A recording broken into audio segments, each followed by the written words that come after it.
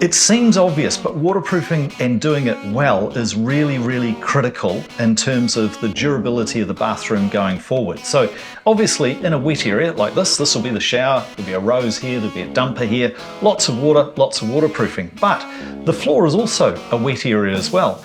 A common misconception is that somehow tiles are waterproof, and in some cases they're not. Certainly grout is not always completely waterproof, so the waterproofing itself is what is going to protect the framing, the structure of the building from moisture ingress over a period of time. And we're talking years, we might even be talking decades.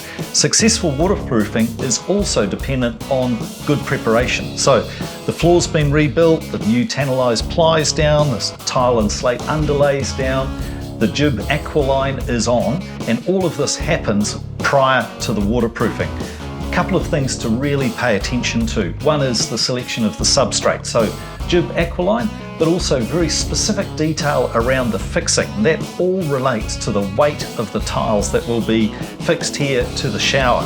So these fixings at about 100 centres is exactly what's required for a heavier weight tile.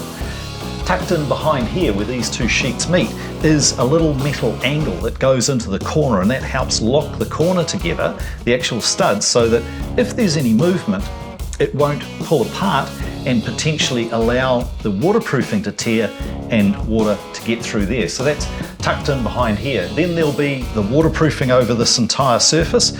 Interesting to note too that this floor here has deliberately been built lower than the main bathroom floor. So what that allows for is a screed to be formed, which will direct all of the water here to the channel grate at the end.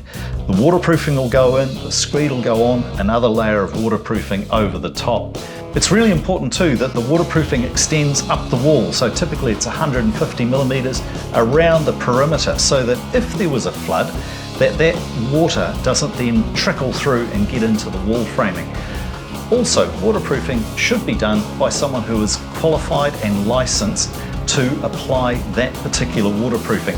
They can then issue you with a producer statement at the end of the job, along with a warranty to say that they've used the right product, they've installed it in the correct manner, and you've now got that surety around a warranty from the installer. Really, really important to know. We're in the same bathroom a week later, and as you can see, the waterproofing has now been installed. So full waterproofing on the floor, laps up sort of effectively to form a skirting all the way around the perimeter. Here in the showers, the waterproofing extends up beyond 2 meters, well above the splash height. So this is ready to go.